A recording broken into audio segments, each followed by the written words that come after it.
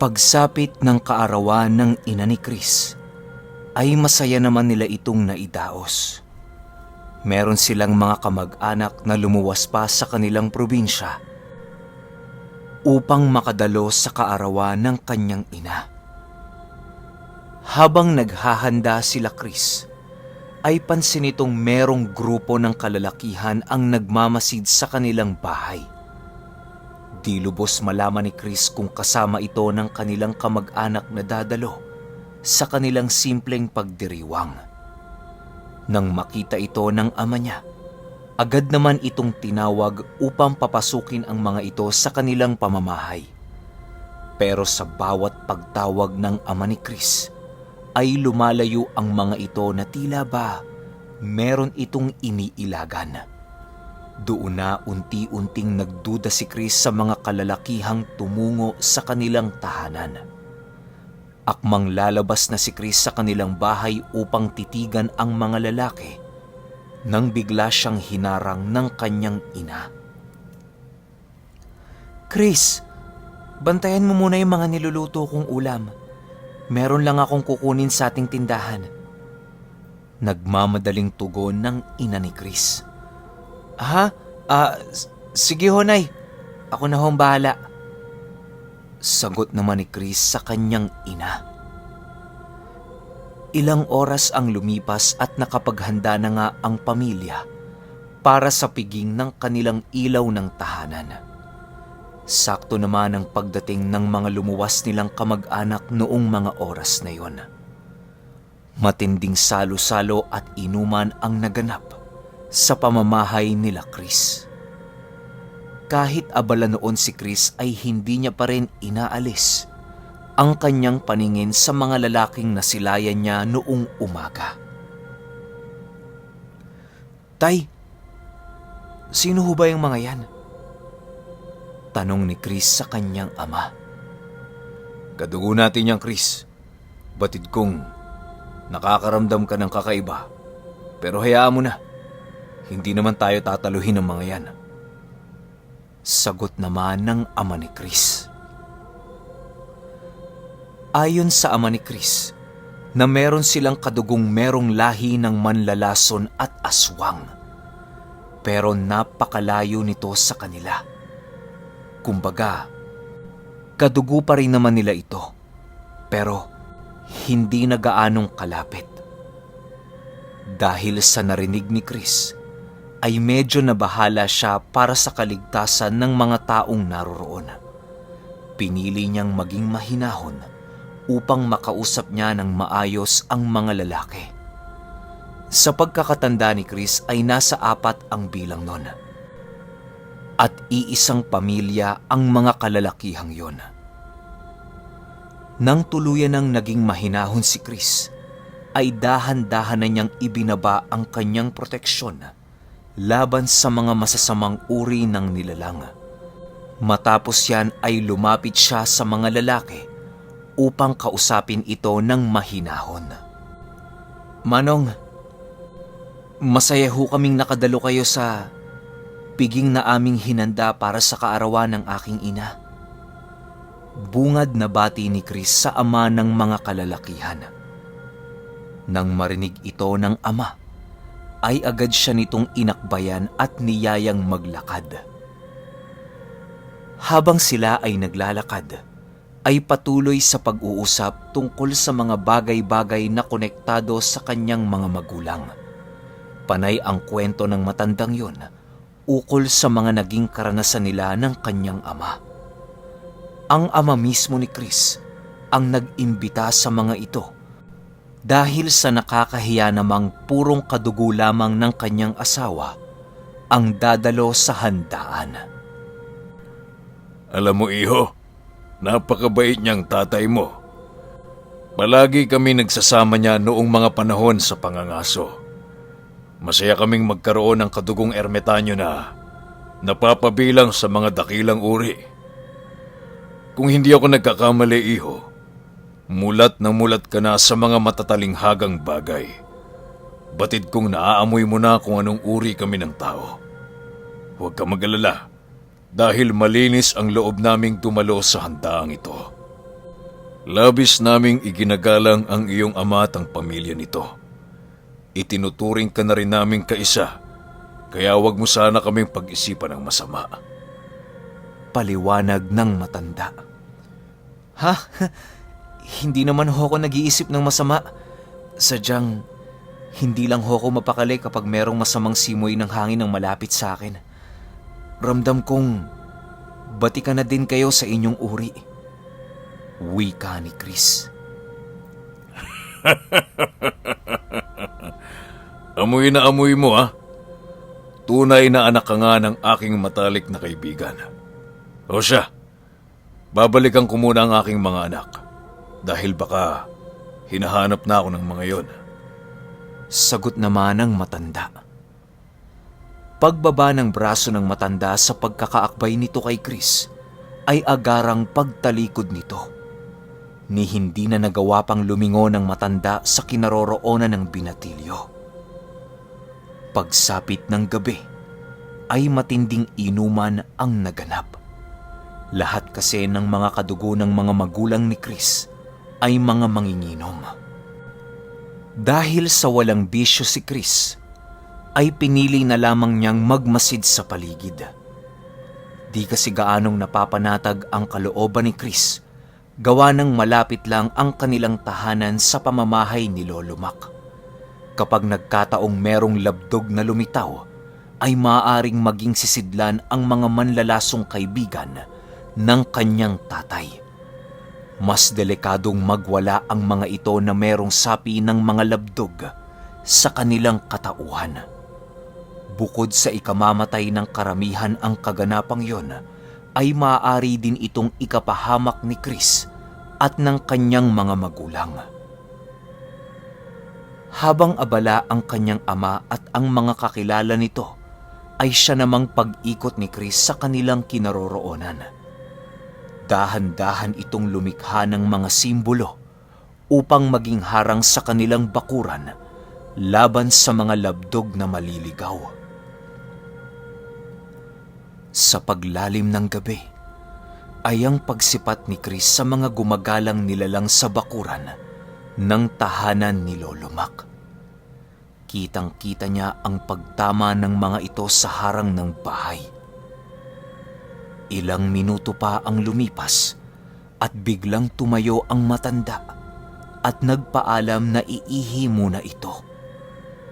Dahil sa ginawang harang ni Chris, ay hindi nagawa ng matandang makalabas sa kanilang bakuran. Kinakailangan pa nitong lapitan ang binatilyo upang burahin ang simbolong ginawa niya sa lupa. Dahil sa ayaw ni Chris ng anumang eskandalo, ay sumang-ayon na lamang siya sa nais ng matanda. Pagkabura niya ng simbolong kanyang ginawa, ay siyang agara namang paglabas ng matanda. Tumungo ito sa isang puno ng mangga upang umihi. Si Chris naman ay nananatiling nakatitig lang dito, gawa ng labis-labis ang kanyang pag-aalala dahil sa walang kaalam-alam ang matandang yon tungkol sa mga labdog na gumagala.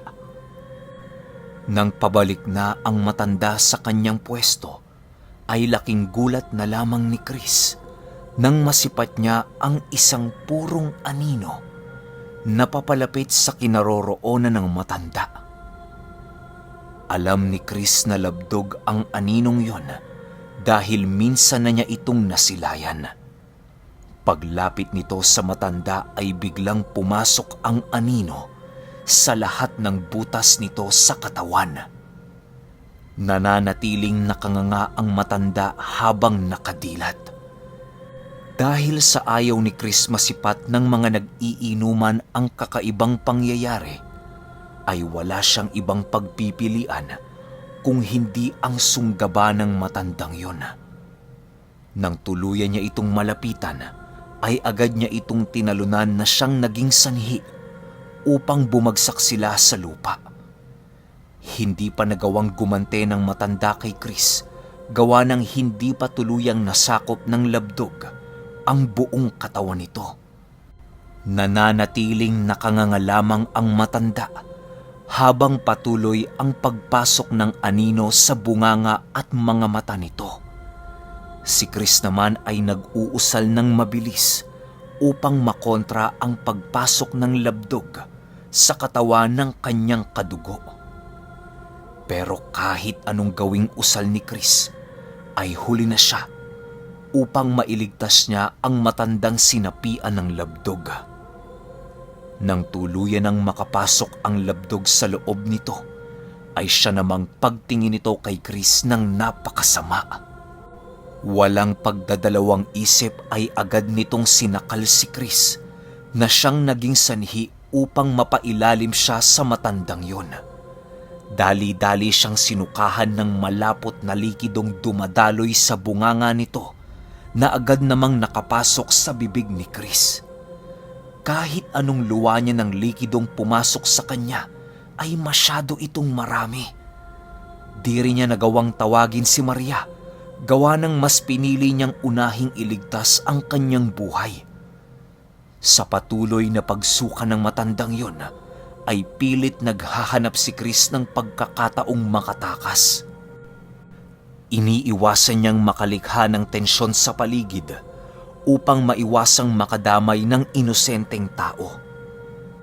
Nang makapag-ipon ng lakas si Chris, doon niya nagawang ibalibag ang matanda sa pagkakapatong nito sa kanya. Agad namang tumayo ang matandang yon matapos itong maibalibag ni Chris.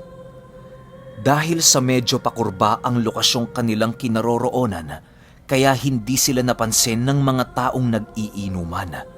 Sa pagtayo ng matanda ay ang pagsugod naman ito sa binatilyo. Sa bawat pagsapak dito ni Chris ay tanging pag-ungol lamang ang ginagawa nito. Ang bawat binibitawang suntok ni Chris sa matanda ay punong-puno ng usal na siyang nagbibigay ng labis na sakit sa kamaong kanyang pinapakawalan. Wala ka na bang ilalakas dyan, iho? Wika ng matanda sa malalim nitong tinig. Nang marinig ito ni Chris ay nagpatuloy lang naman siya sa kanyang ginagawa. Di niya pwedeng pakawalan ang anyo ng kanyang dimin-dimin, gawa ng maaapektuhan ang mga taong nasa paligid. Minsan na kasing nabanggit ito ni Hermano noong nasa pagsasanay pa itong si Chris. Wala siyang magagawa noong mga oras na yon kung hindi ang makipaglaban sa labdog sa pamamagitan ng kombateng pisikal. Pinagsusuntok niya ang matandang yon hanggang sa nagawa ng binatilyong pabagsakin ito sa lupa. Ang labis lamang na ipinagtataka ni Chris ay kung bakit walang dugong tumatagas sa sugat na kanyang ginawa sa matanda. Ano? Tapos na? May ibubuga ka pa ba? Dagdag pa ng matanda. Habang nagsasalita ito ay patuloy ang pag-agos ng malapot na likido na nanggagaling sa bunganga nito. Ilang oras pang pagbubuno nila Chris ay naramdaman na ito ng mga nag-iinuman. Dali-daling pumunta ang mga kainuman ng ama ni Chris sa lugar na kung saan sila nagbubuno ng matanda. Nang aawati na silang dalawa, ay biglang nagpakawala ng mga balahibong maliliit ang matandang yun sa hangin. "Ilag kayo! Lason yan!" Sigaw ng isa sa mga lalaking anak nito. Pero huli na ang pagsigaw nito dahil ang mga buhok na pinakawala ng matanda ay agara namang nalanghap ng mga katabi nitong umawat sa kanila. Si Chris ay nakalanghap ng konti at ang ama naman niya ay hindi rin nakailag. Ano bang sinasabi nyo? Hindi tayo tataluhin ni Kaloy. Kaibigan ko yan. Sigaw ng ama ni Chris. "Tay, hindi yan ang kaibigan mo!" Sagot naman ni Chris. Dahil sa mga pangyayari ay biglang tumaas ang tensyon sa paligid. Ang mga babaeng nasa loob ng pamamahay nila Chris ay nagsilabasa na dahil sa mga sigaw na kanilang naririnig. Ang mga anak naman ni Kaloy ay dali-daling binigyan ng lunas ang mga taong nakalanghap ng mga buhok na isa umanong lason. Agad silang pinainom ng pangontra para sa lason upang maagapan ang pagkalat nito sa kanilang katawan. Ayon sa anak ni Kaloy, na ang lasong pinakawala ng kanyang ama ay maihahalin tulad sa pinaghalong tuklaw ng ahas at kagat ng pusa. Mapaminsala ang ganoong uri ng lason, gawa ng kinakargahan pa ito ng usal upang hindi ito mahalata ng biktima. Mahahalata lang ito sa oras na wala nang maaaring lunas sa kanyang iniindang karamdaman. Awa naman ng Diyos, lahat ng mga taong naroon ay matagumpay na nabigyan ng lunas. Si Kaloy naman ay nananatiling nagpupumiglas sa mga taong nakahawak sa kanya. Hindi pa rin bumabalik ang wisyo nito, kaya wala nang maisip na paraan si Chris kung hindi ang ibunyag ang kanyang sikreto. Dali-dali niyang inutusang ipasok si Kaloy sa kanilang bahay upang ito'y magamot niya. Kinuha din ni Chris ang kanyang tungkod dahil sa malaki ang maitutulong nito sa kanyang kahaharaping pagsubok. Habang nilalagyan niya ng pangontra ang kaibigan ng ama niya, ay patuloy ito sa pagpupumiglas sa kanyang hinihigaan. Tinalian niya ang buong katawan ni Kaloy upang hindi ito makapiglas. Ang mga babae namang dumalo sa kanilang salo-salo ay minabuti na munang umuwi upang maiwasang makaabala pa sa gagawin ni Chris. Una niyang ginawa ay pinainom niya muna ito ng isang basong langis na nakuha niya sa bahay ni Lolo Mac. Nilagyan niya din ng talandro ang dibdib upang magsilbing proteksyon sa kaluluwa ng matanda. Ang pagpapaalis kasi ng labdog sa isang katauhan ay labis na delikado para sa kaluluwa ng taong nasa panig ng kaliwa. Bago mo mawaklit ang labdog sa katawan nito, ay kailangan mo munang linisin ang kaluluwa ng sinapian. Matapos niyang gawin ito ay ipinahawak ni Chris ang krus sa kanilang altar sa naghihirap na si Kaloy. Matapos niya itong mahawakan, ay nakausap niya na ito ng maayos. Pawala-wala ang wisyo ni Kaloy sa kanyang katawan, gawa ng naglalaban ang kanyang kaluluwa at ang labdog. Mang Kaloy, pilitin niyong manalangin. Kailangan niyong manumpa sa Ama na iwaklit ang lahat ng inyong masasamang gawain upang mailigtas kita sa masasamang elementong pumaloob sa iyo. Manumpa ka, Mang Kaloy, at humingi ng tawad kung nais mong makasamang muli pa ang iyong mga anak. Wika ni Chris kay Mang Kaloy. Nang marinig ito ni Mang Kaloy ay dahan-dahan siyang nag-umpisang manalangin. Kahit kitang-kita na nila Chris ang paghihirap nito, ay patuloy pa rin ito sa paghingi ng tawad sa lahat ng kanyang kasalanang nagawa. Ang mukha noon ni Kaloy ay paiba-iba ang emosyon na siyang labis na ikinabahala ng ama ni Chris. Animoy maikukumpara mo si Kaloy sa isang baliw noong mga oras na yon. Sa paglipas pa ng ilang minuto, ay hindi pa rin natatapos si Kaloy sa kanyang panalangin. Rinig na rinig ng ama ni Chris kung paano isinumpa ni Kaloy ang kanilang taglay na aral. Matapos niyang makapanalangin, ay doon na isinigawa ni Chris ang paghila sa labdog. Hinawakan niya ang ulo nito na tila ba meron itong kinukuha.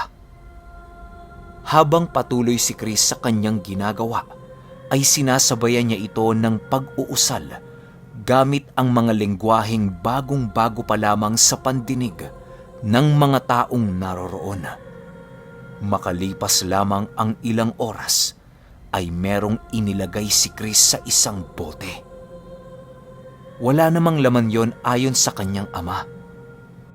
Pero sa paningin ni Chris, ay labdog umano ang laman ng sisidlang kanyang tinakpan. Sa paglipas ng araw at buwan, pansin ng mga magulang ni Chris ang biglaang pagtanda ng kanyang muka at katawan. Di naman mapigilan ng mga magulang ni Chris ang pag-aalala sa kanyang kalagayan. Animoy ang binatilyo noon ay dinapuan ng hindi kaaya-ayang sakit sa kanyang murang edad. Pero kahit ganon ang nangyayari kay Chris, ay patuloy pa rin siya sa kanyang ginagawa. Alam ni Chris na ang mabilis na pagbabago ng kanyang katawan ay isang hudyat na nalalapit na ang pagpupulong nilang mga ermitanyo. At sa pagpupulong na gaganapin, ay maaaring yun na ang maging huling pagkakataon na masilayan niya ang kanyang pamilya. Sa bawat gabi ay parati niyang nakikita sila tandang uben na nagpapaalala sa kanya tungkol sa magaganap na pagpupulong. Doon din ipinaliwanag kay Chris ang mga dapat niyang malaman at magiging kapalit sa kanyang sinumpaang tungkulin. Isang gabi, habang kumakain silang mag-anak, ay biglang nagwika si Chris sa kanyang mga magulang ng, "Nay, Tay, bukas ho, kung sakaling mawala ako ng biglaan, ay huwag niyo na ho akong hanapin. Meron akong pupuntahang hindi ko na dapat sabihin sa inyo. Hintayin niyo na lang ako, Nay, sa aking pagbabalik. Hindi man ako bumalik sa loob ng 1 taon, sana'y hintayin niyo pa rin ako sa mga susunod na taon. Sa eksaktong araw ng pagkawala ko, ay doon din ang araw na hihintayin niyo akong umuwi. May mga bagay kasi akong kailangan gampanan bilang isang ermitanyo. Isa din ito sa sinumpaan kong tungkulin kay Lolo Mac. Sana lang ay maintindihan niyo ang aking desisyon at ang tinahak kong landas para sa aking buhay." Wika ni Chris. Nang marinig ito ng kanyang mga magulang, ay halos hindi nito nagawang makasagot sa kanyang sinabi. Kahit kumakain ng mabilis ang ama ni Chris, ay ramdam niya ang panlulumo nito sa kanyang sinabi. Ang ina naman ni Chris ay umiiyak, pero walang lumalabas na boses sa bibig nito. Nang hindi na makayanan ni Chris ang kanyang emosyon, ay pinili niyang yakapin ang mga ito sa huling sandali. Chris, mag-iingat ka ha? Tiwala ako sa desisyon mo para sa iyong buhay. Hiling ko lang sa iyo, anak, na sana'y dalawin mo kami kahit sa panaginip lang. Mangiyak-ngiyak na wika ng ama ni Chris. Patuloy lang naman sa pag-iyak ang binatilyo habang nananatiling nakayakap sa kanyang ama. Sumapit ang umaga at nawala na lamang na parang bula si Chris. Sa paglipas ng 2 taon, ay biglang bumalik si Chris sa kanilang pamamahay na meron ng naitatag na pamilya. "Nay, Tay, magandang umaga ho. Heto na ho ko, muling nagbabalik sa piling ninyo. Siya nga ho pala, Nay. Nais ko ho sanang ipakilala sa inyo ang aking pamilya."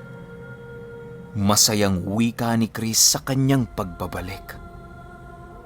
Nang makita siya ng kanyang ina, ay siya namang pagyakap nito sa kanya na para bang labis ang pangungulila nito sa kanyang pagkawala.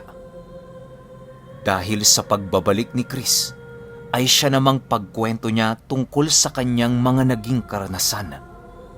Mahirap mang paniwalaan pero ang naging karamdaman dati ni Chris ay isang paalala lamang sa kanya ng mga albularyo. Matapos ang naging misyon niya sa loob ng 2 taon, ay nadapo siya sa isang lugar na medyo may kalayuan sa kanilang tahanan. Matagal din siyang namuhay roon hanggang sa naitatag niya ang kanyang pamilya. Nang makalikom sila ng sapat na salapi, ay siyang paglakbay nila patungo sa probinsya nila Chris. Kahit alam ni Chris na darating ang pagkakataong muli siyang tatawagin ng mga ermitanyo, ay pinili niya pa ring maging masaya kahit sa maiksing panahon na lamang. Doon na din sila nanirahan sa naging bahay ni Lolo Mac upang palagi nilang mabantayan ang lumalaking kahoy sa puntod nito. Kahit pamilyado na si Chris, ay patuloy pa rin siyang naghahanap ng mga kasagutan sa misteryong kanyang nasaksihan sa lugar na kanyang tinungo. At magpahanggang sa ngayon, patuloy pa rin nag-aaral si Chris sa lahat ng iniwan sa kanya ng kanyang maestro na si Lolo Mac.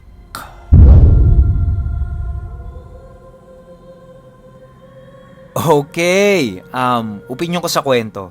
Happy ending, no? Nakakatuwang marinig na sa wakas, meron tayong masayang kwento na nagtapos. Yung walang namatay. Well, namatay si Lolo Mac, pero episode 10 yun. Itong ending, parang ang saya lang ng kwento. Ang gaan niya sa pakiramdam. Tas ang maganda pa, buhay pa kasi itong si Chris. Kung di nyo na itatanong para sa mga hindi nakakaalam. Buhay pa si Chris at kasalukuyan silang nasa Palawan. Doon na sila nakatira ngayon. At ilalagay ko sa dulo ng video yung picture ni Chris para din makita ninyo. Hindi na ako magbibigay ng opinion kasi sobrang legit tong kwento na to. Yun lang. Hanggang sa susunod na kwento. Salamat.